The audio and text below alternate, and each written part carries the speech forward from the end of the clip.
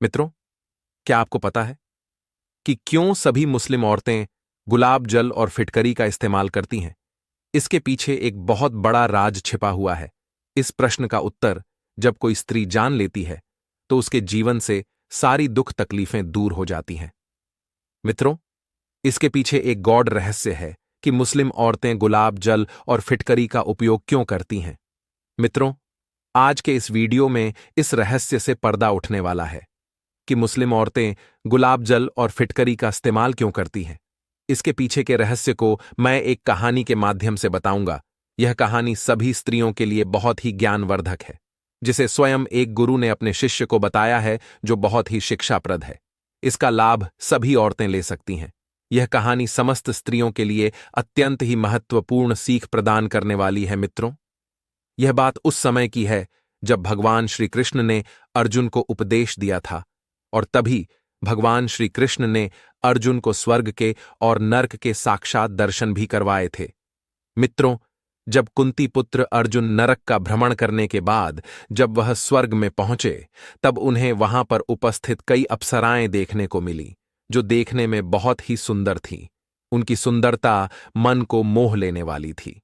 उनकी इस सुंदरता को देखकर अर्जुन के मन में एक प्रश्न उठा, और उन्होंने स्वर्ग के देवता एवं अपने पिता देवराज इंद्र से उन अप्सराओं की खूबसूरती का राज पूछते हुए कहा, हे देवराज इंद्र, यह अप्सराएं जो देखने में मन को मोह लेने वाली है, इनकी सुंदरता इतनी अधिक कैसे है, इस विषय में मुझे बताइए। तब देवराज इंद्र कहते हैं, हे पुत्र अर्जुन, इसके पीछे एक बहुत ही बड़ा गॉड रहस्य छुपा हुआ है, जिसे सभी को जानना बहुत ही महत्वपूर्ण है। जो भी स्त्रियां गुलाब जल और फिटकरी के उपयोग के बारे में जानती हैं, वह बहुत ही सुंदर और अपने पति के मन को मोह लेने वाली होती है। खास तौर पर गुलाब जल और फिटकरी का इस्तेमाल सिर्फ और सिर्फ मुस्लिम औरतें ही करती हैं। हे अर्जुन, मैं तुम्हें इस बात की जानकारी एक कहानी के माध्यम से दूंगा, जिसे सुनने के बाद आप भली भांति सब कुछ अच्छे से समझ पाएंगे। अब देवराज इंद्र कहानी को सुनाना आरंभ करते हैं और कहते हैं, हे अर्जुन, यह बात बहुत ही पुरानी है। एक आश्रम में बहुत से शिष्य रहा करते थे। वहां पर एक मुनि श्रावकु, जो ज्ञान से सभी को कृतज्ञ कर देने वाले एक ऋषि हुआ करते थे। उस आश्रम में रहने वाले सभी शिष्य भिक्षा मांगकर अपने जीवन का निर्वाह करते थे। स्वयं गुरुदेव श्रावकु भी भिक्षा मांगने के लिए जाया करते थे। उसी आश्रम का एक शिष्य भी भिक्षा मांगने के लिए जाया करता था। जब वह भिक्षा मांगने के लिए एक बार गया हुआ था, तो वह भिक्षा मांगने गलती से एक मुस्लिम औरत के घर पर चला जाता है, और उस मुस्लिम औरत के घर पर जाकर वह शिष्य कहता है, हे माता, हम महर्षि शिष्यों को जीवन निर्वाह के लिए कुछ भिक्षा देने की कृपा करें, जिससे हमारी दिनचर्या चल सके। तब वह मुस्लिम औरत कहती है कि हे पुत्र, मैं आपको भिक्षा दे तो दूंगी, परंतु आपको मेरा एक काम करना होगा। तब वह शिष्य कहता है, कहिए माथे, आपका वह कार्य कौन सा है? तब वह औरत कहती है, जाओ और एक बनिए की दुकान से मेरे लिए गुलाब जल और फिटकरी ले आओ, क्योंकि मेरे पति आज 1 साल के बाद प्रदेश से घर आए हैं, इसलिए मुझे फिटकरी और गुलाब जल की आवश्यकता है। अब उस मुस्लिम औरत की बात को सुनकर वह शिष्य अचंभित रह गया कि यह मुस्लिम औरत गुलाब जल और फिटकरी का क्या करेगी। उसके मन में कई सवाल थे, परंतु उस समय वह उस औरत से कुछ नहीं पूछता है, और वह बनिए की दुकान पर जाता है और गुलाब जल के साथ फिटकरी ले आता है और उस औरत को दे देता है। और गुलाब जल और फिटकरी देने के बाद वह उस औरत से पूछने लगता है कि आप इस गुलाब जल और फिटकरी का क्या करोगी। तब वह स्त्री उस शिष्य से कहती है कि आप जाकर यह बात अपने गुरुजी से ही पूछ लेना।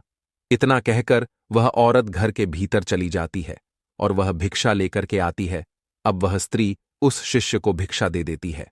अब वह शिष्य भिक्षा लेकर अपने गुरुजी के पास जाता है और अपने गुरु के पास पहुंचकर उनसे पूछने लगता है कि हे गुरुजी, आज मैं जब जीवन निर्वाह के लिए भिक्षा मांगने एक मुस्लिम औरत के घर गया हुआ था, तब वह औरत मुझे भिक्षा देने से पहले कहती है कि मेरे पति बहुत दिनों बाद आज प्रदेश से घर लौटे हैं, इसलिए तुम जाकर सबसे पहले मेरे लिए बनिए कि दुकान से गुलाब जल और फिटकरी ले आओ, तब मैं तुम्हें भिक्षा दूंगी। फिर मैंने वह फिटकरी और गुलाब जल उस स्त्री को लाकर दे दिया, और जब मैंने फिटकरी और गुलाब जल का रहस्य उस औरत से जानना चाहा कि आप इस फिटकरी और गुलाब जल का क्या करोगी। तब उसने कहा कि यह बात जाकर आप अपने गुरुजी से पूछ लेना। तो हे गुरुदेव, इसलिए मैं आपसे यह प्रश्न पूछने के लिए आया हूं कि मुस्लिम औरतें गुलाब जल और फिटकरी का उपयोग क्यों करती हैं। अब देवराज इंद्र कहते हैं, हे अर्जुन, उस शिष्य की बात सुनकर वह गुरुजी कहते हैं कि हे शिष्य, मैं आपको इसके पीछे का एक गॉड रहस्य तुम्हें बताता हूं। मेरे द्वारा बताई गई इन बातों को बताने से पहले मैं तुमको एक आधुनिक कहानी सुनाता हूं, जिससे तुमको सब कुछ झात हो जाएगा। अब वह गुरुदेव उस शिष्य को कहानी सुनाना आरंभ करते हैं और कहते हैं कि हे शिष्य, एक समय की बात है। एक गांव में मोहन नाम का एक बड़ा बेटा अपने माता पिता एवं अपनी छोटी बहन के साथ रहता था। मोहन की बहन देखने में बिल्कुल ही सांवली थी। सांवली होने के कारण ही उसकी तरफ कोई देखता भी नहीं था। मोहन जैसे जैसे बड़ा हो रहा था, उसके सर पर जिम्मेदारियों का बोझ बढ़ता जा रहा था। माता पिता की ढलती उम्र बहन के शादी की चिंता मोहन को दिन रात खाए जा रही थी। उसके पास आय का कोई साधन भी नहीं था। वह दिन रात बस यही सोचता था कि अब मेरा क्या होगा, मैं कैसे अपने जीवन का निर्वाह करूंगा, मैं अपने बूढ़े माता पिता की अंधे की लाठी कैसे बनूंगा, मैं अपनी बहन की शादी कैसे करूंगा। एक तो मेरी बहन का सांवला रंग, ऊपर से मैं गरीब हूं।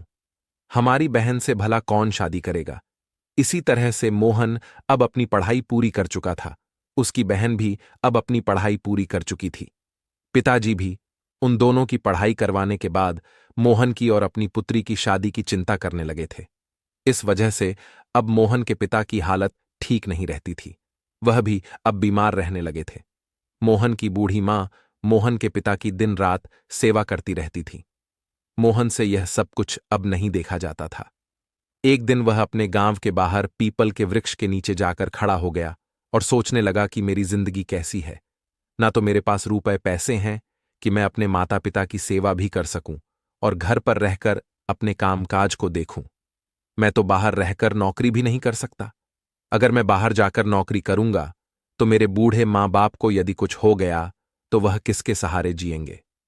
मेरी बहन जो सिर्फ मुझसे आसरा करके बैठी है कि मेरा भाई यदि जिंदा है तो वह मेरे लिए कुछ अच्छा ही सोचेगा और मुझे कभी दुख तकलीफ नहीं होने देगा।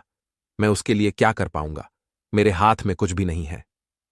मोहन के मन में इतना सब कुछ चल ही रहा था कि उसी समय वहां से मोहन का एक स्कूल के समय का दोस्त, जिसका नाम सूरज था, वह उसके पास से गुजरता है। जब वह मोहन को उदास एक पीपल के वृक्ष के नीचे खड़ा देखा है तो वह मोहन के पास जाता है।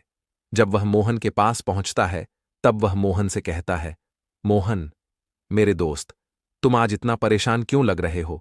तुम्हारे मुखमंडल पर भावुकता के भाव स्पष्ट झलक रहे हैं।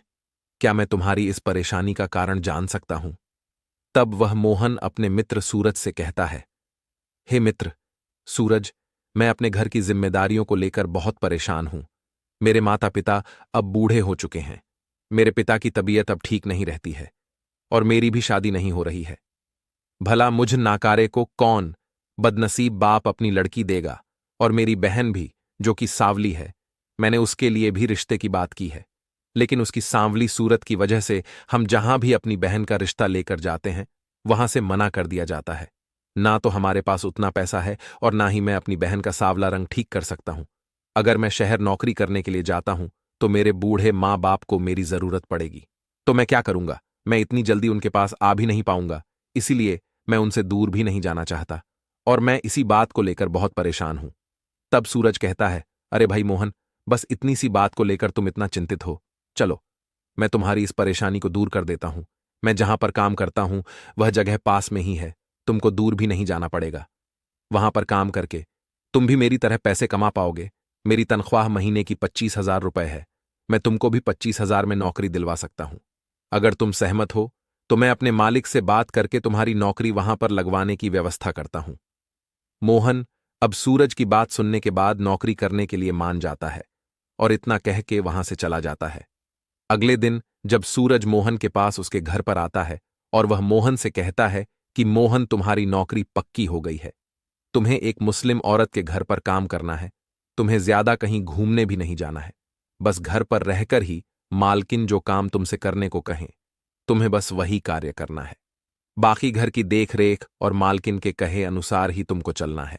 जब मोहन सूरज की यह बात सुनता है तो वह बहुत खुश होता है कि मुझे अब ज्यादा दूर भी नहीं जाना पड़ेगा और पास में रहकर मेरे दोस्त ने मेरे लिए नौकरी भी ढूंढ दी है। मोहन भगवान का लाख लाख धन्यवाद करता है और सूरज को भी नौकरी दिलाने के लिए बहुत बहुत धन्यवाद कहता है। अगले दिन सूरज मोहन को लेकर उस औरत के घर पर जाता है। वह औरत एक मुस्लिम औरत थी। वह औरत देखने में बिल्कुल स्वर्ग से उतरी हुई अप्सरा के समान जान पड़ती थी। मोहन उसे औरत की सुंदरता को देखकर उस एक टक निहारता ही रह गया। जब वह उसे एक टक देखता रह गया तो कुछ समय बाद उस औरत ने मोहन का नाम पूछा। तब मोहन ने उससे कहा कि मैडम जी, मेरा नाम मोहन है। तब से वह औरत मोहन को प्यार से मोहन जी कह के बुलाने लगी। जब भी उस औरत को कोई काम होता था तब वह मोहन को बुलाकर उससे उस काम को करवा लिया करती थी। अब धीरे धीरे समय ऐसे ही बीतने लगा। मोहन उस औरत के घर की देख रेख करता था और वह औरत मोहन से बहुत ही प्यार के साथ बात करती थी। मोहन इस नौकरी को पाकर बहुत खुश था क्योंकि वह अब अपने घर के लिए भी हर महीने पैसे भेज पाता था। उसकी नौकरी के मिल जाने से उसके माता पिता भी बहुत खुश रहते थे, परंतु उसकी बहन का रंग अभी भी सावला का सावला ही था। मोहन इसी बात को लेकर बहुत चिंतित था। एक दिन जहां पर वह काम करता था वह मोहन ऐसे ही अपनी चिंता में डूबा हुआ था। तब उसकी उस मालकिन ने उसे 3 से 4 बार आवाज लगाई मोहन की तरफ से। जब कोई जवाब नहीं आया तब वह मोहन के पास आ गई और मोहन से बोली, अरे मोहन, मैं तुमको आवाज लगा रही हूं, तुम मेरी बात को क्यों सुन नहीं रहे हो? तब मोहन कहता है, मैडम जी, मैं अपने परिवार के विषय में सोच सोच के बहुत परेशान हूं, इस वजह से मैं आपकी बात को नहीं सुन सका। मैडम जी, मुझे माफ कर दो। मोहन बहुत ही भोला था। उसे यूं उदास मुंह से कहता सुनकर उस मुस्लिम औरत को उस पर दया आ गई। वह बोली, मोहन, क्या हुआ? तुम इतना परेशान क्यों हो? तुमको पैसों की कोई चिंता है तो मुझसे कहो, मैं तुम्हारी अवश्य ही सहायता करूंगी। तुमको कोई दिक्कत या समस्या हो तो मुझे बताओ। तब मोहन कहता है, मैडम जी, आपकी कृपा से मुझे पैसे की कोई समस्या नहीं है, लेकिन मेरी एक बहन है, वह सावली है। इस वजह से हम उसका रिश्ता जहां पर भी लेकर जाते हैं वहां से ही हमको जवाब मिल जाता है। वह हमें मना कर देते हैं। मैं अपनी बहन की शादी को लेकर बहुत परेशान हूं कि अगर मेरी बहन की शादी नहीं हुई तो वह कैसे अपना जीवन निर्वाह करेगी।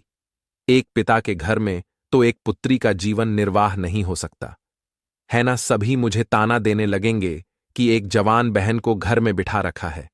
इस वजह से मुझे अपनी बहन का विवाह करना है। उसके लायक मुझे एक लड़का तलाश करना है, लेकिन उसकी सूरत अच्छी ना होने की वजह से उसको कोई भी लड़का नहीं मिल पा रहा है। मैं इसी वजह से बहुत परेशान हूं। जब वह मुस्लिम औरत मोहन की इतनी बात सुनती है तो वह कहती है, मोहन, बस इतनी सी बात है। यह बात तुम मुझे यदि पहले ही बता दिए होते तो अब तक तो तुम्हारी बहन की शादी हो गई होती। लेकिन कोई बात नहीं। अब तुम एक काम करना, आज जब तुम अपने घर जाना तब तुम सुबह अपनी बहन को भी अपने साथ ले आना। उसके बाद मैं तुम्हारी बहन के शरीर से सारा सावला रंग दूर कर दूंगी।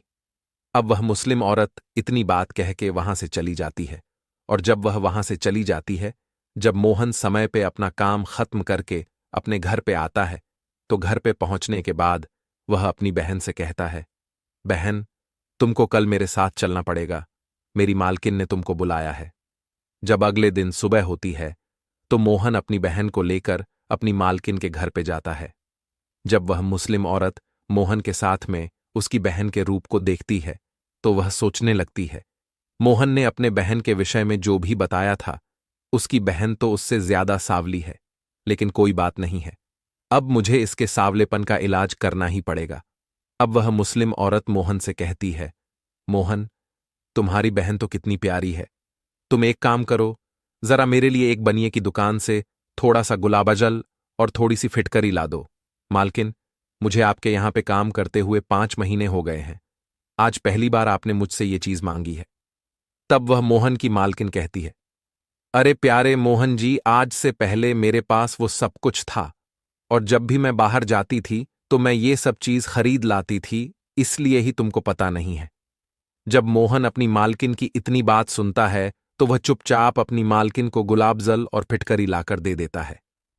उसकी मालकिन अब उस फिटकरी और गुलाबजल और मोहन की बहन को लेकर अपने साथ अंदर चली जाती है और लगभग 3 घंटे बाद मोहन की बहन को लेकर वापस आती है। जब मोहन की बहन वापस आती है तो आज उसका चेहरा थोड़ा खिला खिला सा था। अब मोहन के घर जाने का समय हो चुका था, तो वह अपनी बहन को लेकर घर जाने को तैयार हो जाता है। इतने में ही मोहन की मालकिन कहती है, मोहन, तुमको अपनी बहन को ठीक 1 माह तक मेरे घर पे लाना है। उसके बाद तुमको अपनी बहन को यहां पे लाने की कोई जरूरत नहीं है, लेकिन तुमको गुलाब जल और फिटकरी रोज लाना है। मोहन ठीक वैसा ही करता है। मोहन अपनी बहन को 15 दिन तक जब अपनी मालकिन के घर लाता है तो उसकी बहन अब मालकिन के समान ही गोरी हो चुकी थी। वह जब अपनी बहन के अंदर आए ऐसे बदलाव को देखकर एकदम से दंग रह जाता है। पहले उसकी बहन जहां एकदम सावली थी वहीं आज दूध के समान हो गई थी। जब पूरा 1 महीना बीत जाता है तो मोहन अपनी बहन को देखता है तो वह एक अप्सरा के समान जान पड़ने लगी थी। मोहन अब बहुत खुश था। उस समय मोहन अपनी मालकिन से कुछ नहीं कहता है, लेकिन उसके मन में बहुत से सवाल थे कि आखिर मैडम जी ने ऐसा क्या किया जिस वजह से मेरी बहन अब मैडम जी से भी खूबसूरत हो गई है। अब मोहन अपनी बहन को लेकर अपने घर चला जाता है। जब वह घर पहुंचता है और माता पिता अपनी बेटी को देखते हैं तो वह भी अब दंग रह जाते हैं। उनकी बेटी बिल्कुल ही सुंदर बन चुकी थी। अब क्या था? अब मोहन अपनी बहन की शादी का प्रस्ताव फिर से लेकर गया तो उस प्रस्ताव को सभी ने तुरंत ही मान लिया। अब मोहन की बहन की शादी हो जाती है। उसके कुछ दिन बाद मोहन भी अपने लिए एक अच्छी लड़की देखकर अपना भी विवाह कर लेता है। लेकिन अभी भी उसके मन में एक ही प्रश्न था कि उसकी मालकिन ने उसकी बहन को इतना खूबसूरत कैसे बना दिया। एक दिन वह अपनी मालकिन के पास गया और अपनी मालकिन से बोला, मालकिन, अगर आप बुरा ना माने तो मैं आपसे एक बात पूछना चाहता हूं। आपका चेहरा इतना साफ कैसे है? और मेरी बहन जो कि इतनी सावली थी वह इतनी गोरी कैसे हो गई? और आप मुझसे गुलाब जल और फिटकरी क्यों मंगवाती थी मुझे? आप क्या इस विषय में बताएंगी? तब वह मुस्लिम औरत कहती है, मोहन जी, क्या आप अभी भी नहीं समझे हैं? मैंने तो सोचा था अभी तक आप मेरी और अपनी बहन की खूबसूरती का राज समझ गए होंगे। सच में आप बहुत भोले हैं। ठीक है, मैं तुमको बताती हूं कि सभी मुस्लिम औरतें इतनी गोरी क्यों होती हैं और तुम्हारी बहन के सावले रंग को मैंने कैसे गोरा किया। मोहन जी, मैं जो आपसे गुलाब जल और फिटकरी मांगती थी उसी का लेप लगाने से मैं और तुम्हारी बहन गोरी हुई है। एक स्त्री के लिए उसकी सुंदरता सबसे ज्यादा जरूरी होती है, अन्यथा शादी के पश्चात पति यदि किसी अन्य स्त्री को देखता है तो उसके प्रति उन्मुख हो जाता है। इसलिए ही प्रत्येक मुस्लिम स्त्री अपने पति को खुश करने के लिए सबसे ज्यादा अपने बदन और अपनी खूबसूरती पर ध्यान देती है। इस वजह से ही मुस्लिम औरतों के पति किसी पराये स्त्री पर अपनी नजर नहीं डालते हैं। ये एक स्त्री के लिए बहुत महत्वपूर्ण होता है। स्त्री का गहना उसकी सुंदरता होती है, इसलिए स्त्री को अपनी सुंदरता पे ज्यादा ध्यान देना चाहिए। गुलाब जल और फिटकरी का लेप लगाने से स्त्री के चेहरे पे एक अलग निखार आता है। अब मोहन को सब कुछ समझ में आ जाता है। वह यह राज अपनी स्त्री को भी बताता है। अब महर्षि श्रावकु कहते हैं, हे शिष्य, इस वजह से ही मुस्लिम औरतें गोरी होती हैं और इसीलिए जहां पे तुम भिक्षा मांगने के लिए गए थे उस स्त्री ने तुमसे गुलाब जल और फिटकरी मंगाई थी। अब यह बात उस शिष्य को समझ में आ जाती है। अब उधर देवराज इंद्र कहते हैं, इस वजह से ही मुस्लिम औरतें गोरी होती हैं। अब अर्जुन जी को भी यह बात समझ में आ चुकी थी।